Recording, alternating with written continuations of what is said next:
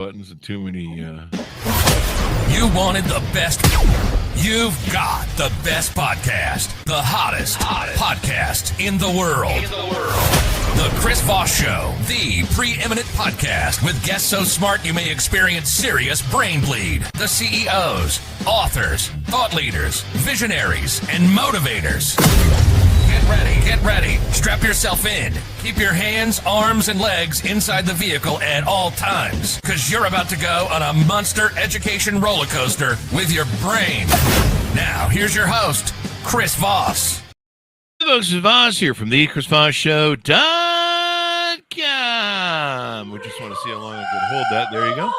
As always, the Chris Voss Show is a family that loves you. It doesn't judge you because you're here to learn stuff. You're here to grow. You're here to develop yourself.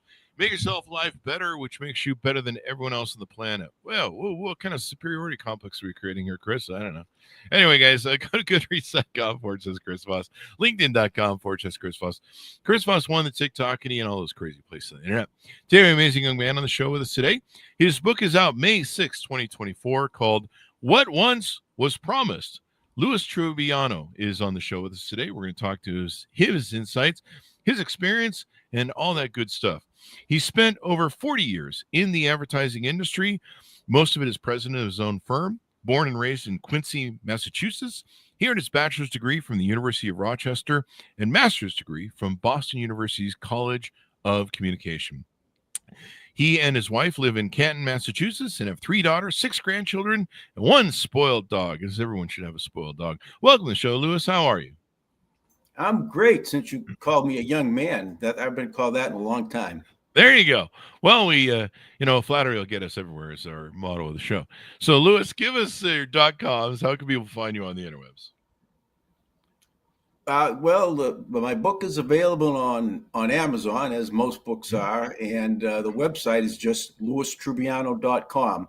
There's all the information about the book, all the reviews, and a list of the awards and things that I've been fortunate enough to win.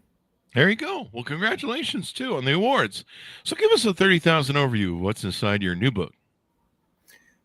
The book is historical fiction. It's around the turn of the last century, and it follows the lives over about 50-year span of 4 Italian immigrants who settled in the north end of Boston, and the different directions that they go and the obstacles that they face, and the interwoven with real people, real events of the time. And it's partly based on the experience of my family, but most of it is obviously fictionalized to make it a little more interesting story. There you go. Would it be safe to assume that you are also Italian with your last name? Very much Italian. Very much Italian. There you go. And so that gives you probably some resonance, some background to develop these characters, the plot lines, scenarios that they're in, et cetera, et cetera. Well, yeah. That's why there's. I never took any writing courses and seminars or writing workshops and things. I was doing on my own. But someone once said, "Well, you write about what you know." Yeah. And I know Boston and I know Italians. And I'm kind of a history buff, so I had a leg up on what was going on in Boston at the time. And I said, "That's a great story." There's so much happened around the turn of the century in Boston in the first 20, 30 years of the 1900s. You had a police strike, you had a flu epidemic, you had a great molasses explosion. Oh yeah, there was a lot going on that kind of made an interesting backdrop for the book. And the Italians were in the middle of it. There was the north end of Boston became pretty much an Italian ghetto. At one point, it was almost 99% Italian, and they had 90,000 Italians living in 1 square mile, and kind of isolated a bit from the rest of Boston. So there were a lot of interesting things going on there. I bet you could get some good spaghetti and lasagna there. Or we're in the north end of Boston.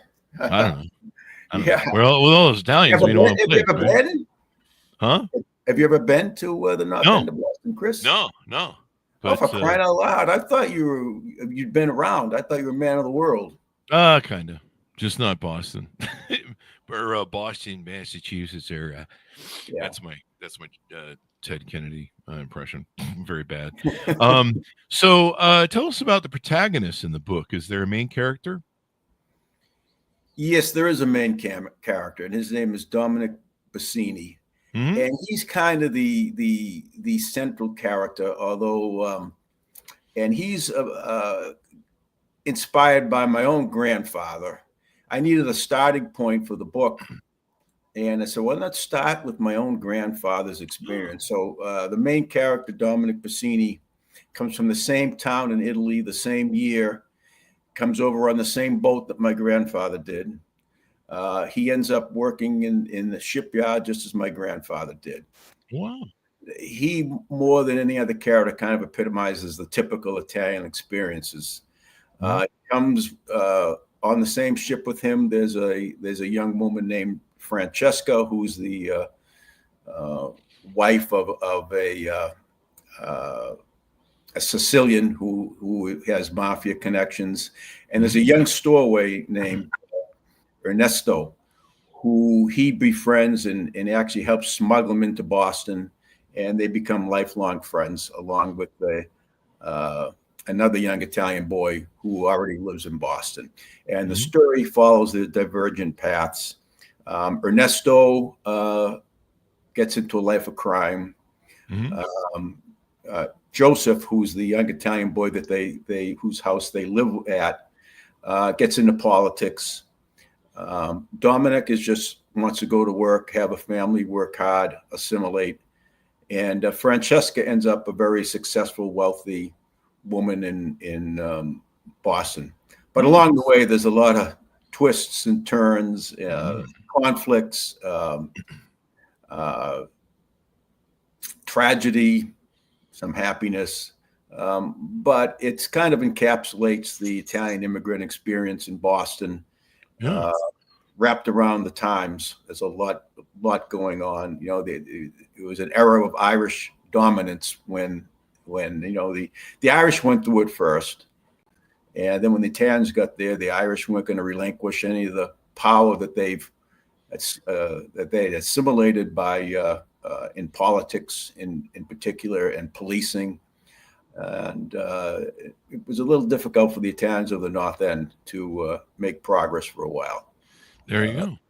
And and that conflict comes through. There's a Irish family that parallels Dominic's family, and one is a captain in the police force, and another one, over the course of the story, is a politician who ends up becoming mayor of Boston at some point.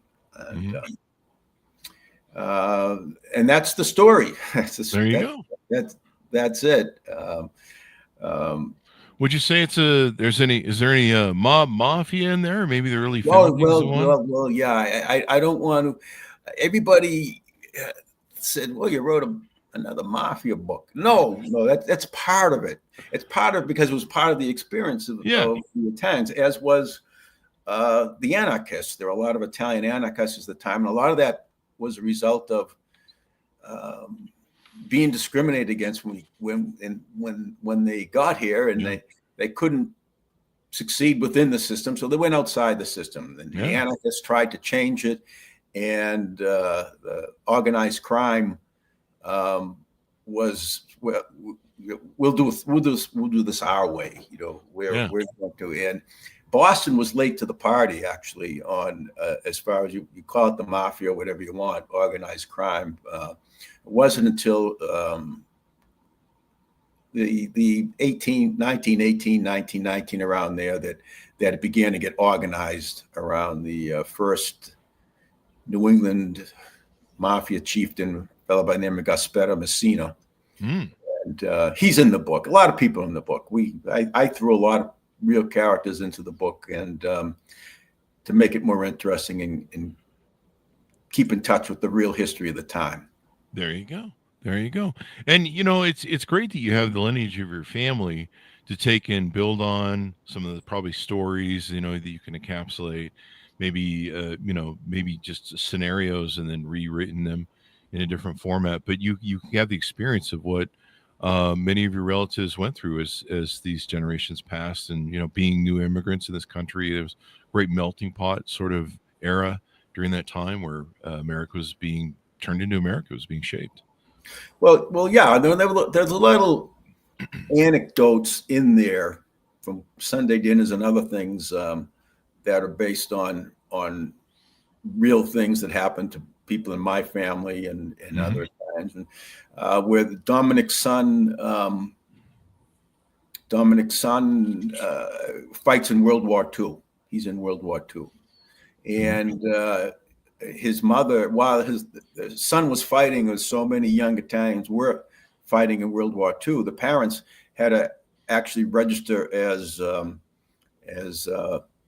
enemy aliens, because if they weren't citizens, they wanted to keep track of all the Italians. And my grandfather worked at a shipyard, and during the war, they were not allowed to speak Italian because they were afraid they might be making secret plans or whatever it was.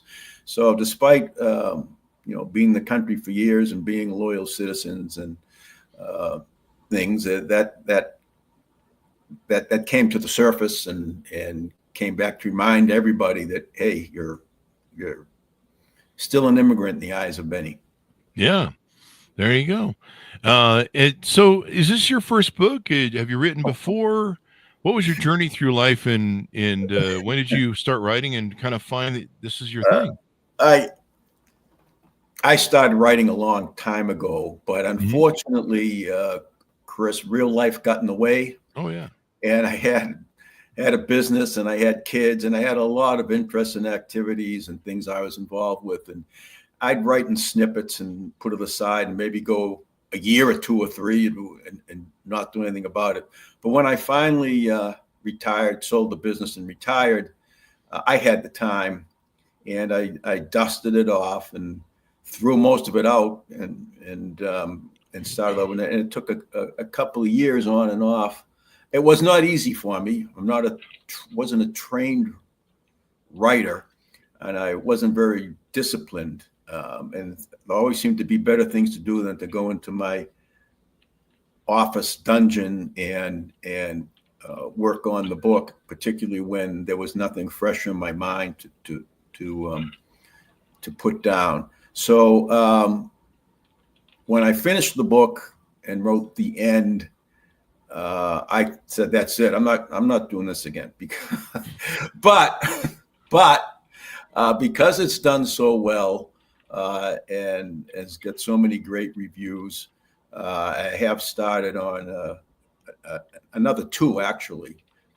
One you could more or less call a prequel, because it's going to deal with the Irish experience from around the time of the Civil War up into the 1890s, when the first Irish mayor of Boston, Irish-born mayor of Boston, was elected. And it kind of follows the Irish ascension to power in Boston.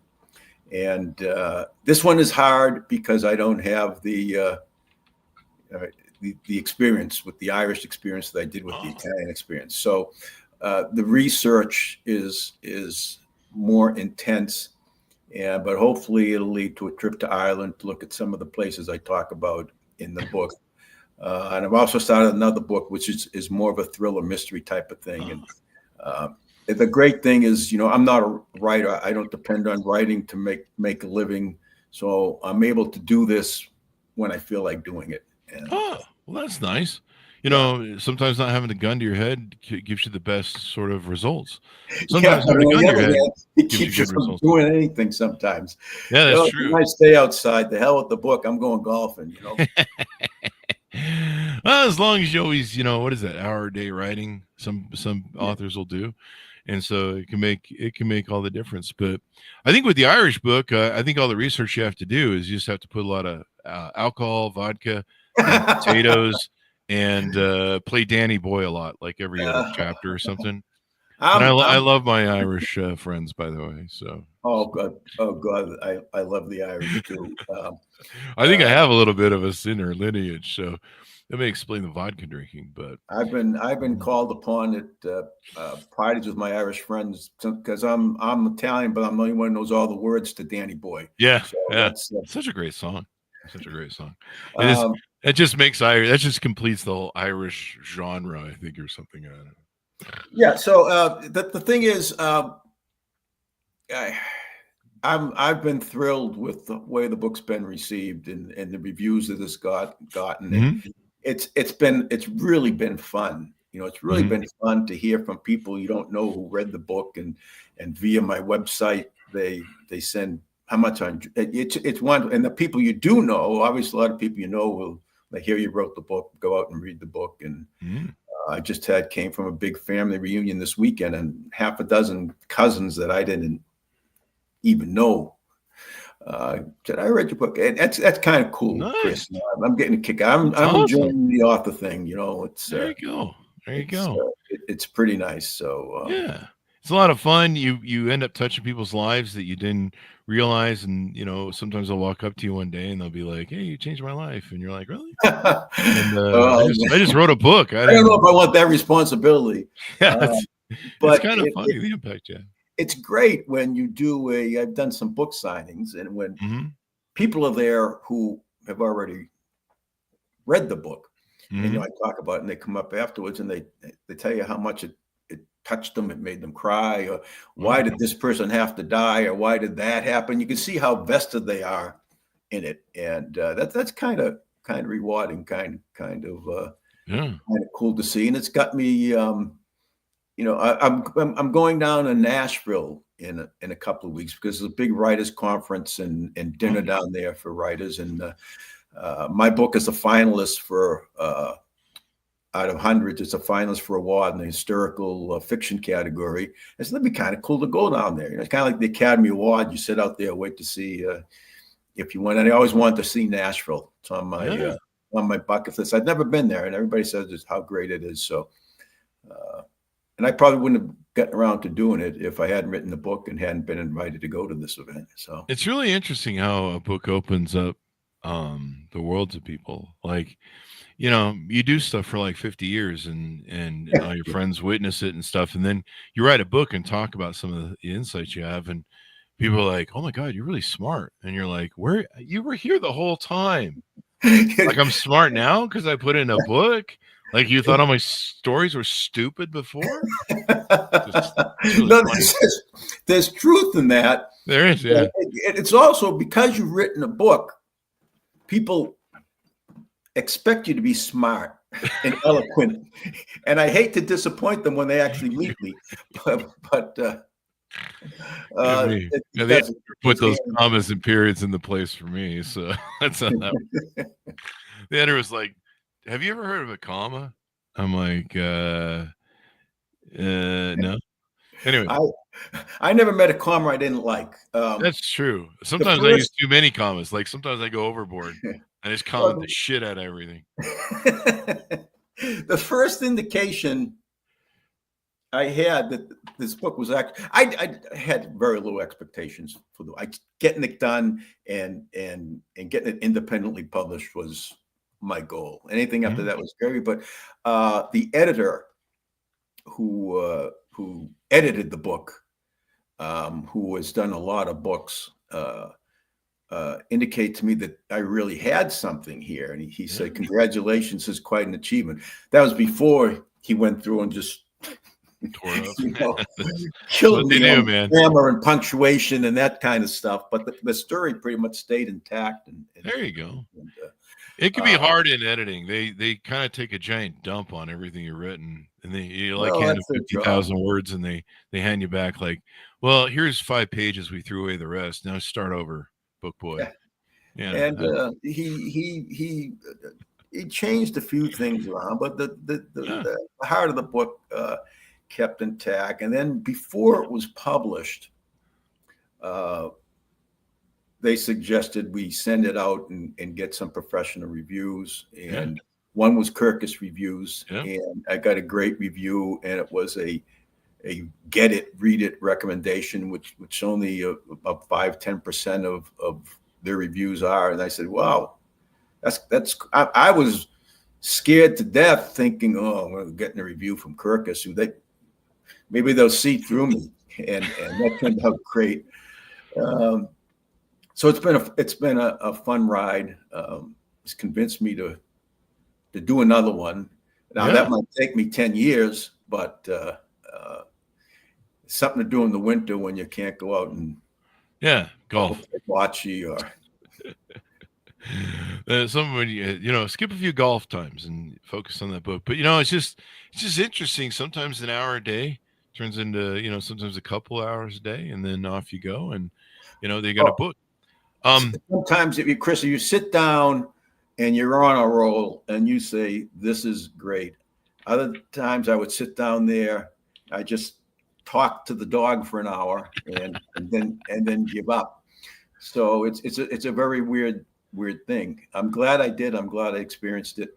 I know a little bit more going into this second book.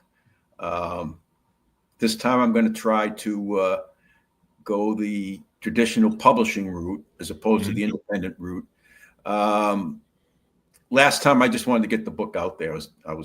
I didn't send out any inquiries to. I didn't. It's a tough world out there for writers, especially first time writers no one ever heard of.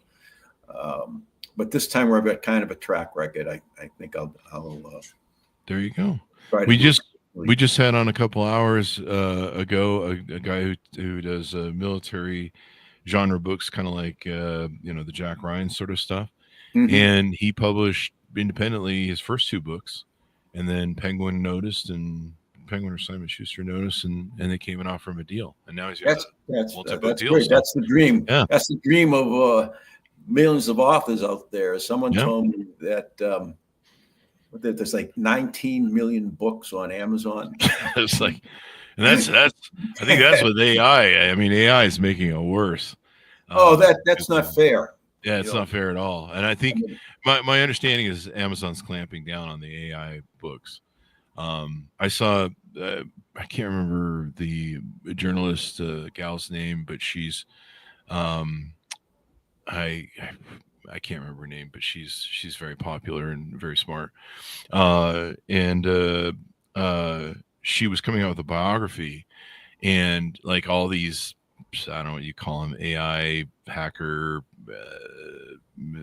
pseudo dudes, whatever. I don't know what you call these people, but they had literally invented 8 different versions through AI of her biography that you could buy right away instead of the pending real one that was coming out from her. Oh, yeah. And I was like, and I remember looking at it, I'm like, which book is yours? Because there's like all these biographies, and they're all landing at the same time with different covers. And it was just extraordinary. And they just had AI just punch it out like nothing. So I guess they're doing something about that. I can't do that because I don't. AI is like Bitcoin to me. I don't understand it, so I can't use it. I can't do it. I mean, it has some formats. Like I've actually written stuff and put it into ChatGPT and said, help me clean this up. Or like, I remember having it do summaries and stuff or abouts for websites, and so I'd write it up and then I give it to ChatGPT, and I don't like the way this sounds. For some reason I just cannot get this to click right in my head, and then ChatGPT would kind of rejigger and reformat the sentences like the spell checkers do now, and it would come up with something way better, and I'm like, yeah, I'm actually communicating effectively now. Yeah, it's the idea of saying I need to have a man meets a woman to buy on a witty conversation, and he's and thrown it at AI and have AI do the heavy lifting. But something about that doesn't seem. Yeah, I mean, it's great, telling you where to put the commas, that sort of thing. Commas are tricky. I never knew there were so many rules about commas. Oh my God, I don't even know. I just kind of threw. I actually pay for, what is it that I pay for my online writing? I pay for Grammarly.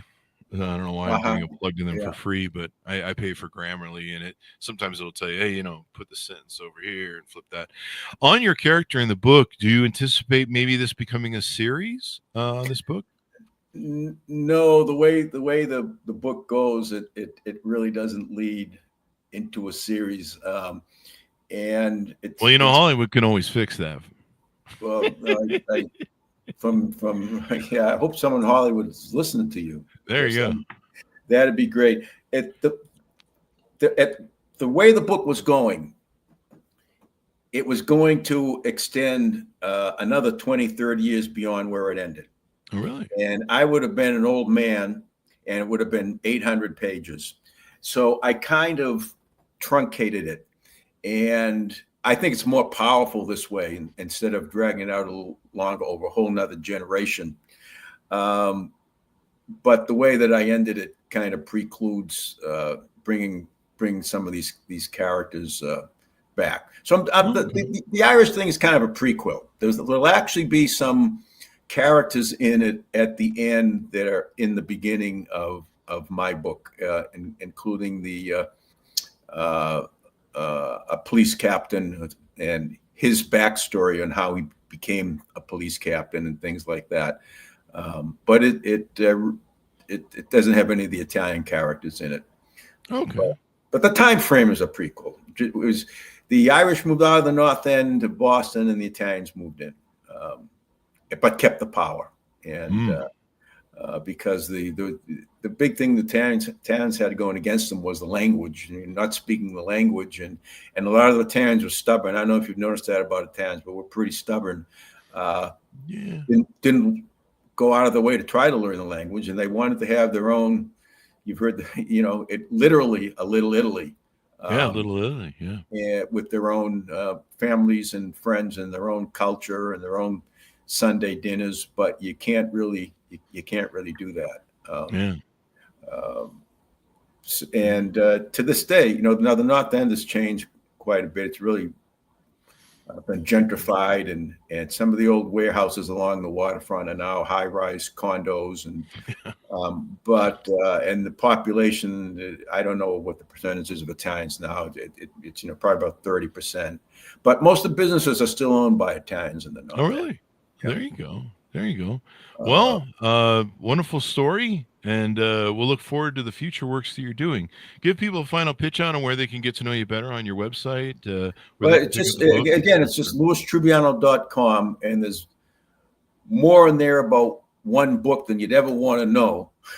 But you can go to louistrubiano.com and read the reviews and get the plot summary and look at the awards. And hopefully it'll resonate, and I'll sell more books. Although selling the books is just the frosting on the cake, Chris. Writing the book was the great, and the experience that it's brought has been wonderful too.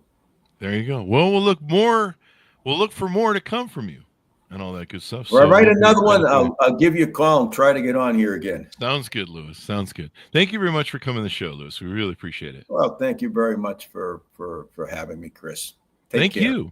And thanks, Ronitz, for tuning in. Go to goodreads.com/Chris Voss. Pick up his book, What Once Was Promised, out May 6, 2024. You can find it wherever fine books are sold. Thanks for tuning in. Go to facebook.com/Chris Voss, linkedin.com/Chris Voss, Chris Voss1 on the TikTokity, and all those crazy places on the internet. Be good to each other. Stay safe. We'll see you